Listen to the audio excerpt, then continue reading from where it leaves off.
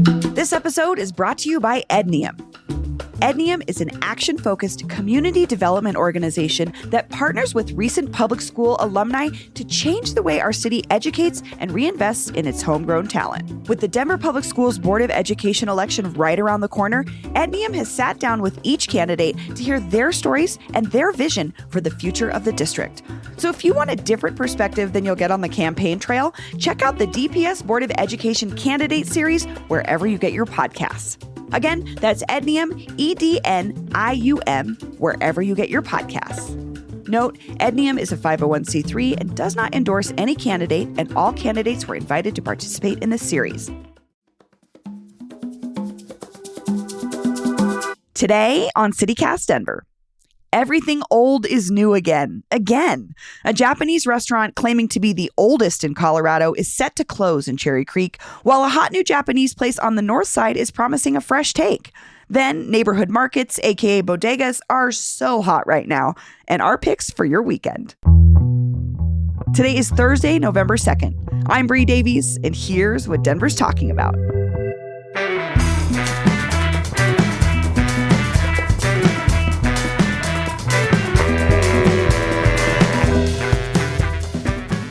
It's time to talk about the weekend, so I'm here with newsletter editor Peyton Garcia. Hey, Bree. And of course, our producer Paul Caroli is here too. Good morning, Bree. So we're talking stuff for the weekend, also food news. This is our weekly food news show, and I think the big story in the food world this week is kind of about two stories within the changing Japanese food scene. So there's this Cherry Creek staple, which is closing. And then we have this like fresh new take on Japanese opening on the north side. And I guess let's start there. Paul, tell me about this new spot, Kumoya. What's it all about? Well, Kumoya opened earlier this month. It's called Kumoya Japanese Kitchen. It's the new place in the old Tony P's location, one of the old Tony P's locations. I think, I didn't know this, but maybe old Denver people know this. Tony P's is like bounced around a lot across the city. It's the Pasquini's empire that it imploded.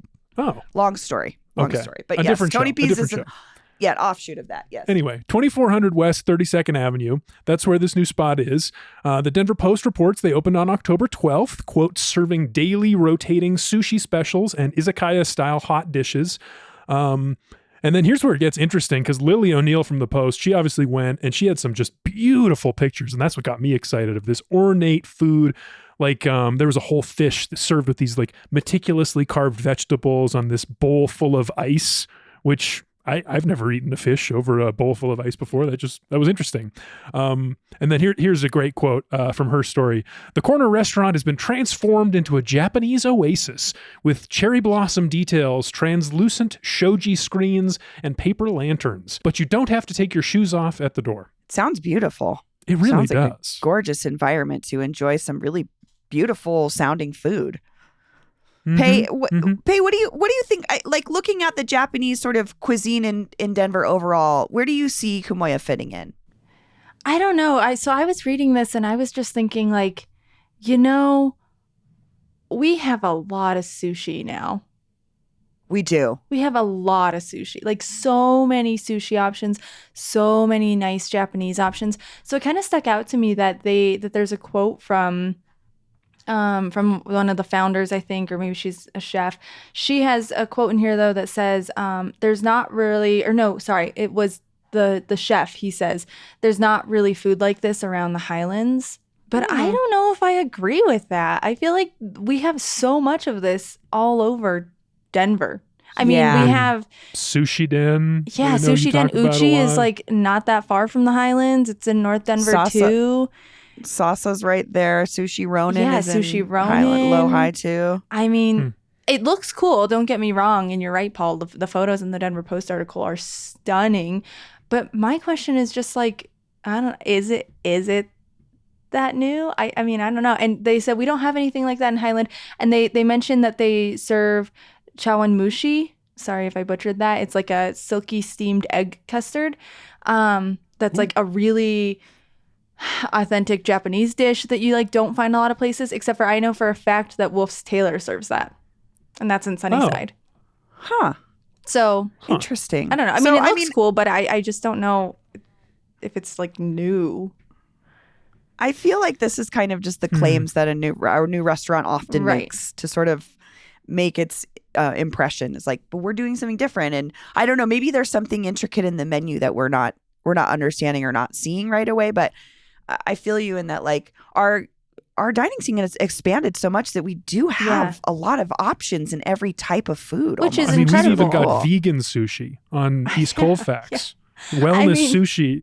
Right. Yeah. Vegan sushi. And that's not to like undermine what these guys are doing, because I'm sure that they do have an incredible menu. And that actually kind of brings me to the group that's behind it. So the restaurant group behind it, which is Culinary Creative Group, they like do incredible stuff. That's like Max McKissick and Juan Padro, and I think Carrie Baird. They have all sorts of stuff in the Highlands, and they always do really successful stuff. So, I mean, I'm sure this place is going to be great. Yeah, actually, that's what I wanted to talk about. It's like, I think that's the story here. I don't think it's about something new, but that Culinary Creative Group, and like, I'm not normally a person that cares about restaurant groups. I don't think most like normal diners are. Like, you just get excited about a place, you know? But this group, I was thinking about them recently because I just went to their new Cuban, Puerto Rican inspired bar in Cherry Creek called I Poppy. And I just had such a good time there. It was so solid. Like, the drinks were great. The prices were reasonable. The vibe was great. They had that like very minty green color that seems to be everywhere now. All over the walls. That. I just love that color. Do. I feel like the story with them is like just great execution. Highland Tap and Burgers is such a good burger place. Red Top's Rendezvous, that's their pizza joint. It just seemed like people have been raving about it since it Bordeaux opened. is The good. Fox and the Hen, I've been raving about that place since it opened. So for me, this is like, it's less about what's new to the city and more about what's new to this particular group's portfolio. Yeah. Interesting. So if you're a fan of those restaurants, maybe not necessarily, like, you just want to see what they're doing next, what their new challenge is. Yeah. I think they know That's how wild. to run a restaurant. I'm excited That's about so it. Yeah, interesting. they're expanding too. So they're looking at a couple places in Boulder to expand some of the stuff they already have, like Mr. Oso. But they're also, I think, trying to open up some of their concepts in, I think it's New Orleans. They're like going, New Orleans. Yeah, which is awesome. New Orleans is so cool. That's fascinating. Yeah, they're is cool. definitely giants in the culinary scene. They Makes me are. want to talk to this Juan Padro guy. What does he know the rest of us don't? He's got something. He's What's figuring the something secret? out. For sure. Well, so that's an opening. And then I think we're kind of looking at the flip side of this Japanese food story, which is that Business Den reported this week that Kobe On is closing its doors at 231 Milwaukee Street in Cherry Creek North. Owner Kimmy Loeffler saying that her building is set to be demolished. Have either of you been to Kobe On? No, have you? Not me, never. No, you know what? I hadn't either. And I just digging into this story, I remembered seeing the restaurant in its original location, which was in Lakewood. And sadly, that in 2014, the owner of Kobe On also got a notice that their building was being demolished. So, Oh no. so she moved to Cherry Creek. And in the article for Business Den, the owner, Kimmy, says she didn't want to move. They really liked where they were. And so I think at this point now, it's the second time this is happening to them. And I think, honestly, she's ready to retire. Well, Bree, there was one thing that the owner said in this Business Den article that you mentioned, and I want to hear what you thought about this. So this Kimmy Loeffler person, she made an interesting claim. She said that Kobe On is the oldest Japanese restaurant in Colorado. I guess it opened, or the first one opened in 1979. Yeah, which I was thinking, like, just peripherally, what do I know? And I'm like, okay, I think Kokoro's from the 80s, Domo's from the 90s. So Kobe On could very well be the oldest surviving or longest running, I would say, since that time. But I reached out to our friend of the show, Gil Asakawa, who has written this wonderful book. We had him on to talk about it. It's called Tabemasho, Let's Eat, the tasty history of Japanese food in America. And I was like, who would know this better than Gil? And Gil responded to me and he said, I guess if you count the fact that Kobe On is still open, it can be called the oldest. But, Japanese immigrants and Japanese Americans settled in Denver starting in the late 1800s and early 1900s.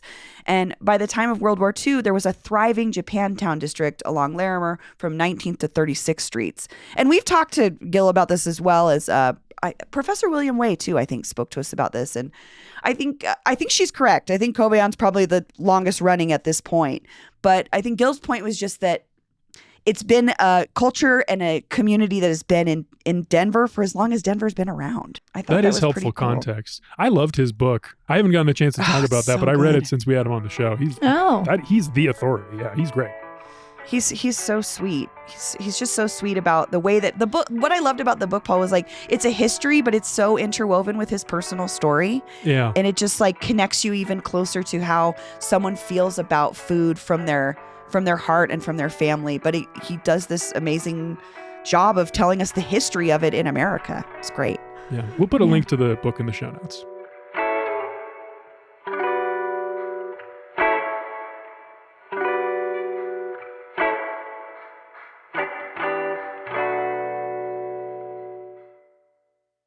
Okay, so our next story it's something of a trend piece. Bodegas, aka neighborhood markets, are popping up or taking new life across the city. And the latest is Denver Post is reporting that new owners have come in to buy the old 12th Avenue Market in Delhi, which folks might know it's this little strip of commercial businesses right in Congress Park. I go to Chef Zorba's, which is right over there. But Paul, what's going on with this 12th Avenue Market? Well, it is a wildly complicated story that sums up to something pretty simple, Bree, but it's Denver Post reporting again. Jake Riederer is one of the central characters here. He's the owner of the Pandemic Sandwich Pop-Up Open Sandwiches that I hadn't heard of, but I think, you get the idea. He started this company during the pandemic when he was laid off from his job in the restaurant industry. Sure. So he and his wife, Cecilia Jones, decided that their next venture is going to be in the neighborhood market business.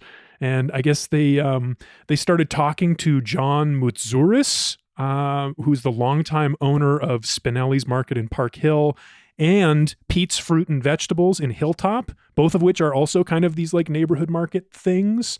And anyway, so Riederer says in the Denver Post, we were in talks with a couple of owners and John said, well, why don't you just buy into Spinelli's? I'm tired. But here's the quote I liked from Riederer that kind of like brought this all home for me and made me think like, what's happening here? He says, my wife and I started really thinking about the neighborhood market industry and loved the idea of opening in spots with food deserts or just revitalizing little neighborhood markets. They reportedly plan to reopen this new place in 12th Avenue as Congress Park Market later this month. Such an interesting concept or thought, because it's sort of like a take on the old school market that would be close to your house where you would buy your groceries, which was eventually sort of overtaken by the big box stores that we go to now that you often have to drive to. Peyton, how do you feel about this or think about this dream of like this? I don't know, it feels a little bit romantic, the neighborhood market, like this bounty of fruits and vegetables in the display in the front, and you walk in and there's a friendly, you know what I mean? Like I just see it sort of almost Sesame Street like. Yeah, no, I mean, I love the idea. Who doesn't love that idea? I mean, like you said, it's very romantic. I mean, when I worked downtown, I was near Marzik's Fine Food, and I used to walk there all the time for lunch, and I would get their sandwiches, like their hot sandwiches, and I would pick up, some fancy meat and cheese, and you felt so, I don't know, cute doing it, right? But I think that this whole thing is just part of Denver's yearning to feel like a big city, and I just don't know if that's doable here. I mean, because you can't, I don't know. I mean, I'm not in the city. I don't live in the city proper, as you know. Is that even feasible to walk to places like this? I mean, it really depends on where you live, honestly. I think there's like 3 neighborhoods in the city where one of these markets would make sense. I think Congress Park is like borderline, personally. I used to live in Cap Hill, and I would go to the Capitol Hill convenience store, which has a little bit more of an ambitious, like they've got more pre-prepared foods than like a 7-Eleven does. I used to go there like 2 to 3 times a week because I just lived so close and you could just go grab something. And I was always walking around anyway, so why not stop in and get a sandwich or get a, bag of M&Ms. Congress Park, maybe, I don't know. But like, imagine this in, I don't know, like Montbello or the far west side, or there's just so many places where driving is how you get around. And are you going to stop for just the, a dozen eggs when you could go to the big box grocery store at your weekly trip? Yeah. Yeah, I see. I just like, so there's this idea of like, I think they mentioned it in the story. It's like the neighborhood market solving the food desert problem. And as a person that worked on a project directly funding neighborhood markets to solve food desert problems, they don't solve food desert problems. They Why don't. not? Well, you want them to, but like the majority of the time you're looking at a neighborhood, say, I think Montbello actually has been in this struggle for a really long time with the fresh low market and going through that. A King Soopers pulled out of there. And you've got a driving centric community, which again is not the fault of the people that live there. It's just the way that the urban design is.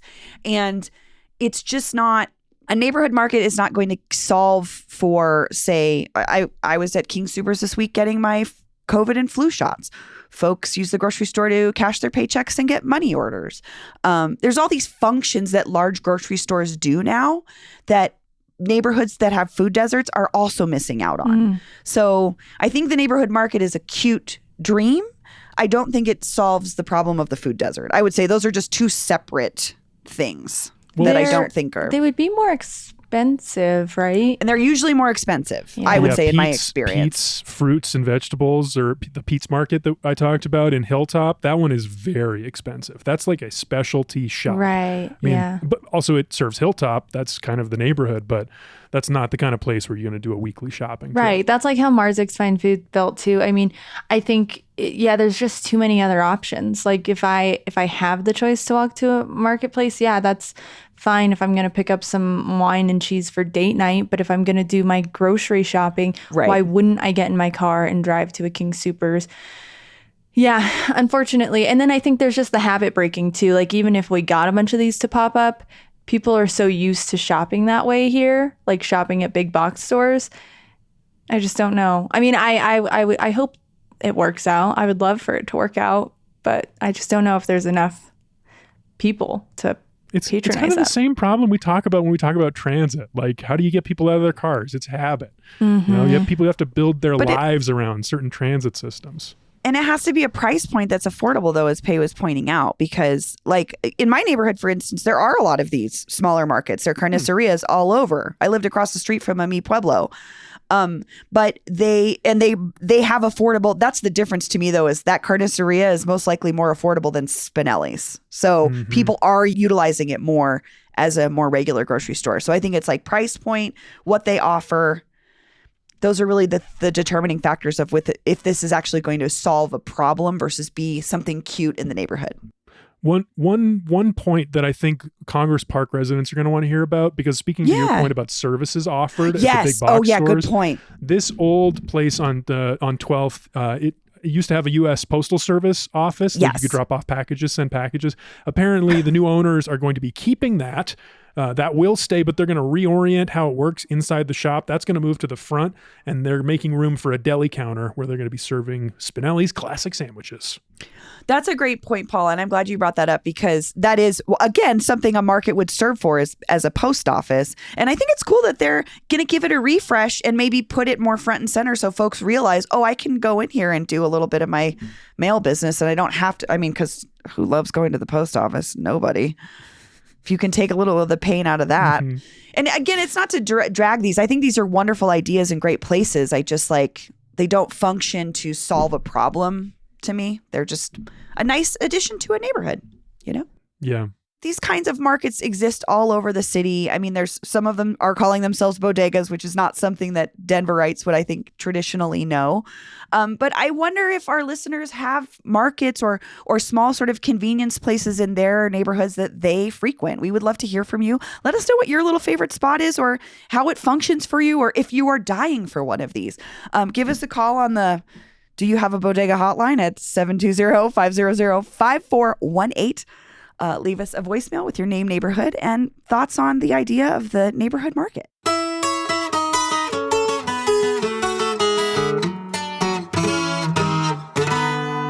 So we're trying something a little different this time. Each of us has prepared a personal pick for your weekend. It could be an event, a new restaurant, an old favorite, running a special, or anything else that we want to talk about that could be perfect to do this weekend.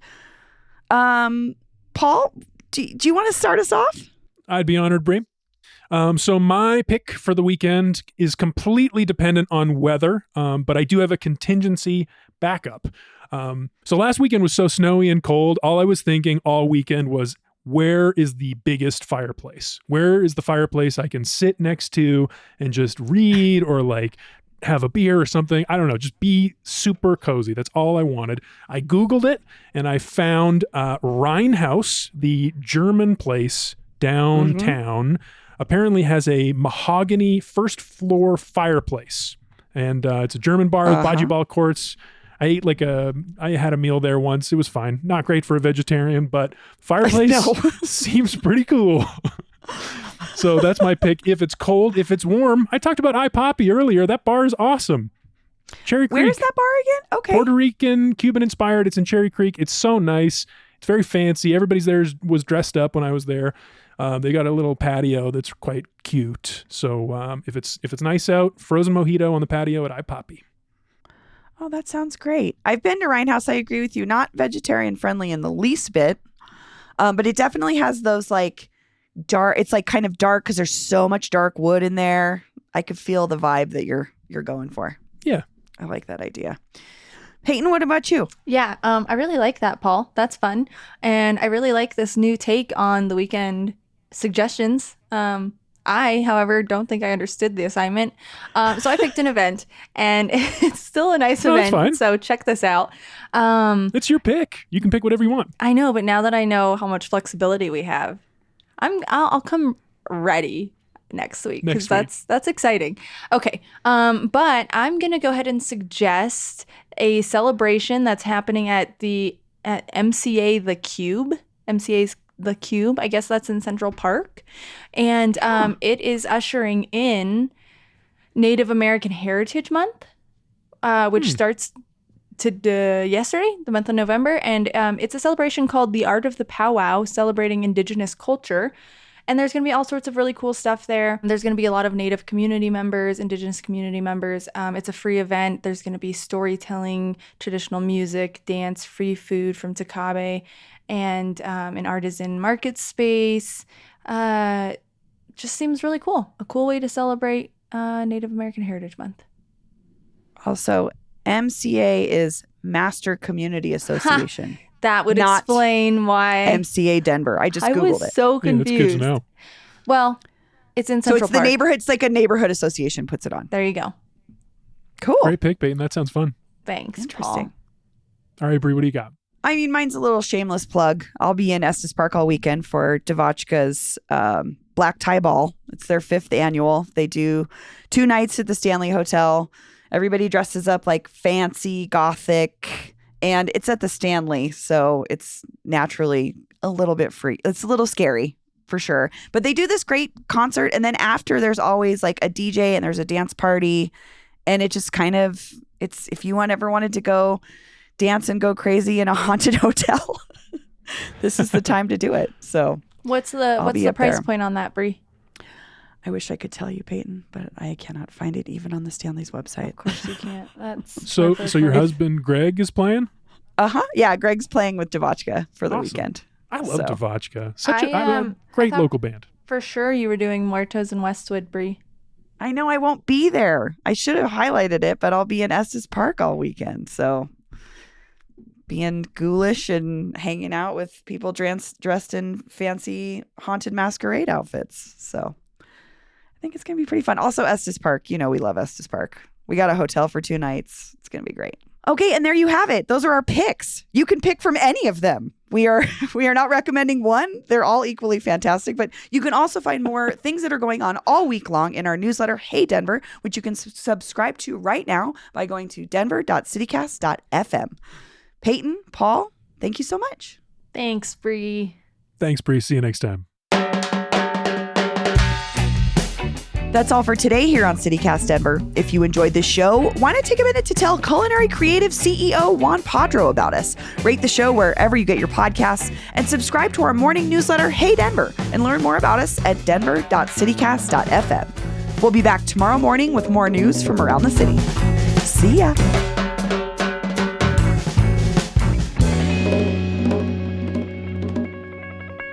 In a parallel universe, there's a Paul Caroli managing that convenience store. Yeah. Not Yeah. podcasting.